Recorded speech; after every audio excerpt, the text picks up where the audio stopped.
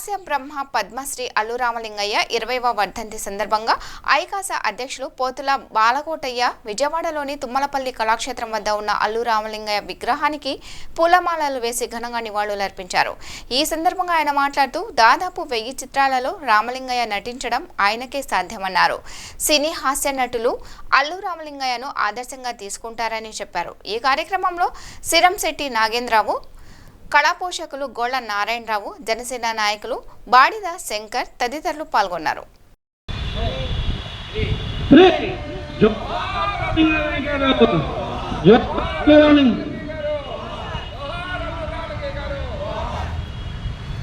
అలాగే ఈ యొక్క కార్యక్రమానికి ఉద్దేశించి మన అమరావతి బహుజన జేఏసీ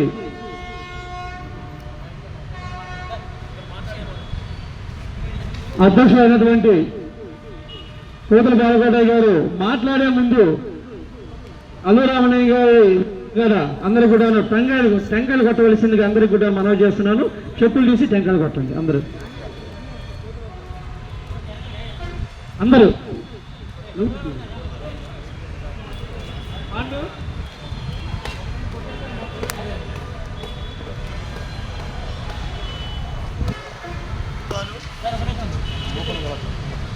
ధన్యవాదాలు.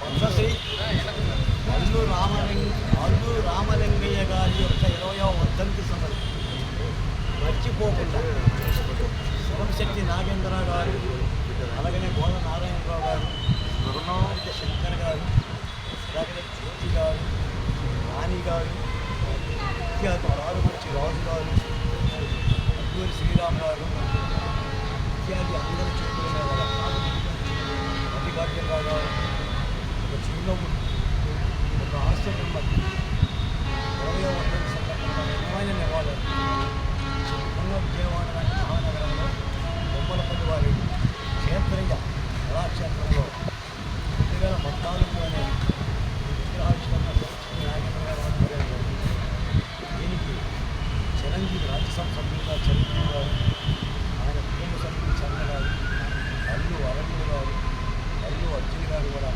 శుభాశిస్సులు కలిపి ఏం చేసుకుంటారు. ఈ రోజున కూడా అంటే నేను అల్లు రామలింగయ్య గారి గురించి చెప్పేంత వయసు గారు కాదు, అంత అనుభవం లేదు. 1922లో పుట్టిన అల్లు రామలింగయ్య గారు 2004 అంటే దాదాపు 80 సంవత్సరాల పైగా జీవితం నిర్వహించిన తర్వాత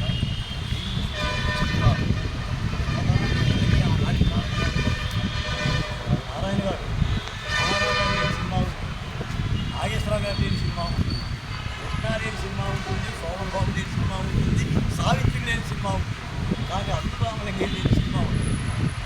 1000 చిత్రాలు ఒక మహాద్భుతమైన ఒక హాస్యానికి ఒక పర్యాయ పదంగా నాకు తెలిసి కొండ బ్రహ్మానందం గారు లేదా హాస్యనటులందరూ కూడా అల్లు రామలింగయ్య గారి యొక్క వారసులు.